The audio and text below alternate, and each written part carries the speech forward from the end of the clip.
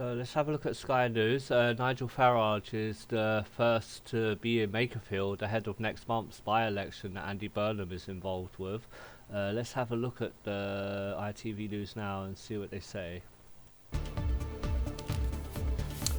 So first tonight, Reform UK's Nigel Farage has become the first main party leader to visit Makerfield, the setting for a crucial by-election next month. He was there supporting Reform's candidate, plumber Robert Kenyon, on the first official day of campaigning in the seat. Mr Farage appeared to say the contest could be a fight between his party and Labour, who yesterday chose Greater Manchester Mayor Andy Burnham as their candidate.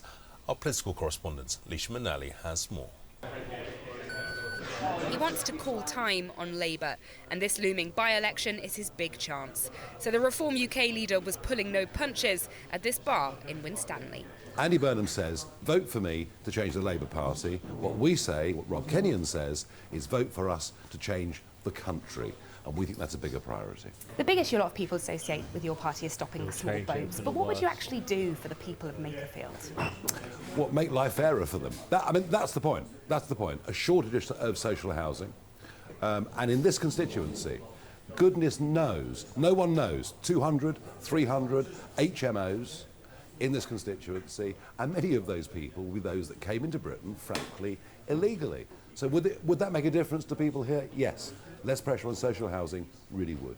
But Nigel Farage's own housing situation has come under scrutiny, with questions about how he bought a £1.4 million home, and he's about to meet a lot of people on the doorsteps of Makerfield.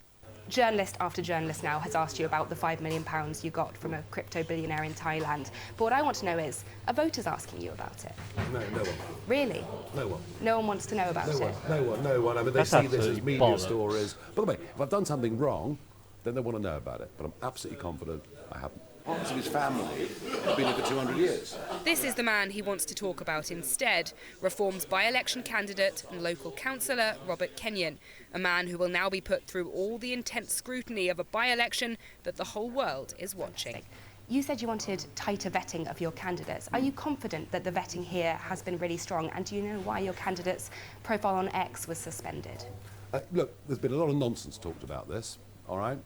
You know, accusations that he's befriended people on social media that were unsuitable. When you're fighting a campaign and hundreds of people a day join you as supporters, you can't vet every single one of them. Are we confident that our qualified plumber, ex-army reservist, family man, and all-round good bloke is? Am I confident he's the right man? Absolutely. Once seen as a safe Labour seat, more recent political history has given Reform UK reasons to raise a glass here. They came second at the general election, shoving the Conservatives deep into third place. And as for this month's locals, 8 council seats were up for grabs here. Reform UK won them all. But one of Labour's most famous faces is in the running, and the Burnham bounce could be hard to predict. Andy Burnham is one of the most popular politicians in the UK. Are you worried about what his success could mean for your own ambitions to become Prime Minister? Look, we're running ahead of ourselves here. There is a big by-election taking place on the 18th of next month. It's the biggest by-election for over half a century. And we are going to throw the kitchen sink at it. We're going to back our plucky plumber to take on the so-called King of the North, and may the best man win. In a few more days, we should know the full list of candidates on offer to voters. Nigel Farage won't be the last leader to hit the campaign trail, all parties hoping that polling day will bring them a happy hour. And Leisha joins us now. So Leisha, as Nigel Farage said there, we have Thursday, June the 18th as the confirmed date for this by-election. So what's going to happen in Makerfield between now and then? Well, to the good people all across this constituency, brace yourself, because I think the next few weeks are going to be absolutely frantic.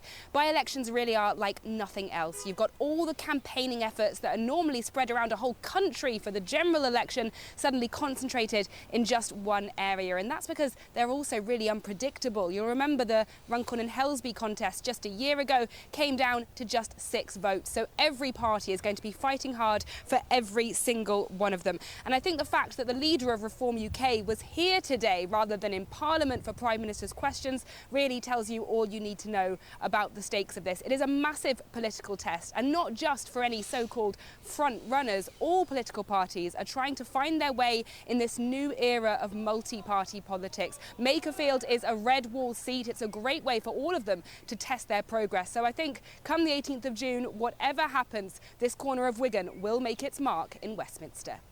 OK, Leisha, many thanks.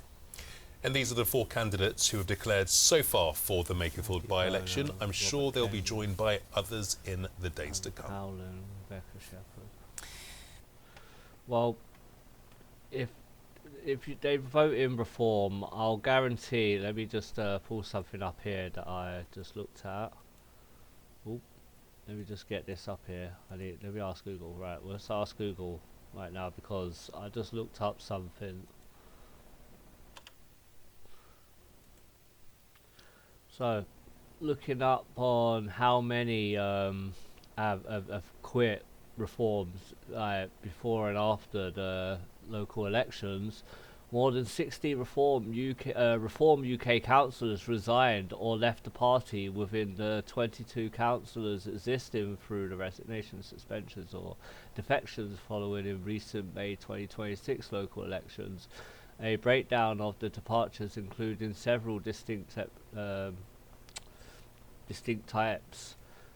I can't see the rest of that. Oh yeah, there we go. Prior to the May 2026 elections, reports that Hope Not to Hate and The Independent noted that nearly 1 in 10 Reform historical councillors had already vacated their seats, predominantly due to vetting failures, conduct issues and offences. Social media history discovered post-election. This high turnover has faced significant criticism, particularly as subsequent by-elections have cost taxpayers an estimated $322,000. So basically what's going to happen is you're going to vote in. If they vote in Reform, it's not going to be a guarantee that your elected councillor is going to be in a job still. In fact, they might just leave. Of all those ones that left after the local elections recently on May 7th, a lot of them had a lot of sketchy reasons why they left. I think the best hope that Makerfield can do is vote in Andy Burnham or one of the others. Really please ignore Reform. Do not vote for them. Epping will tell you it'll be an absolute massive mistake voting them in because Epping want their town back off them. So yeah, we'll leave it there anyway. But till next time, we'll just get his sketchy little face in. Yeah, so till next time, hit that like, subscribe and take care. Peace.